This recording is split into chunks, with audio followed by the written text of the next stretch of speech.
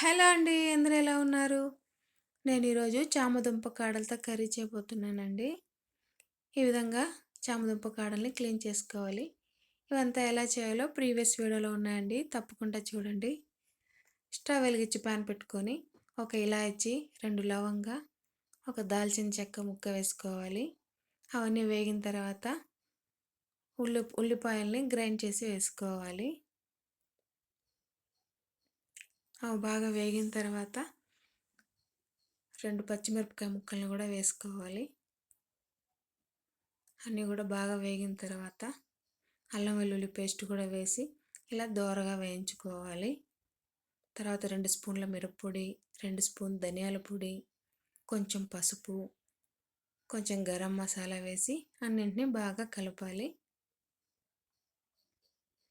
అన్నీ వేగిన తర్వాత ఇందులో టమాటా ప్యూరీని కూడా వేసి అన్నింటినీ బాగా కలపాలి.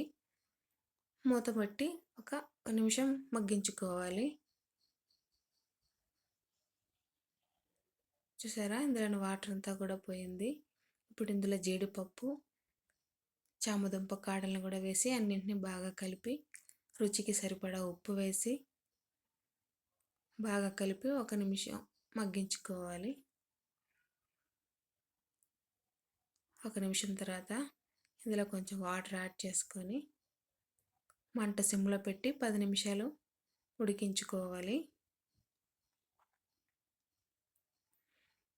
ఒక నిమిషం తర్వాత చూసారా, అన్నీ కూడా చక్కగా ఉడికిపోయే కూర కూడా బాగా చిక్కబడింది. ఇప్పుడు చివరిలో కొత్తిమీర వేసి కర్రీని పోపు పెట్టుకోవాలి. స్టవ్ వెలిగించి కడాయి పెట్టుకొని ఆయిల్ వేసుకొని ఆవాలు చిటపట్లాడిన తర్వాత కరివేపాకు వేసి పోపుని కర్రీలో వేసుకోవాలి.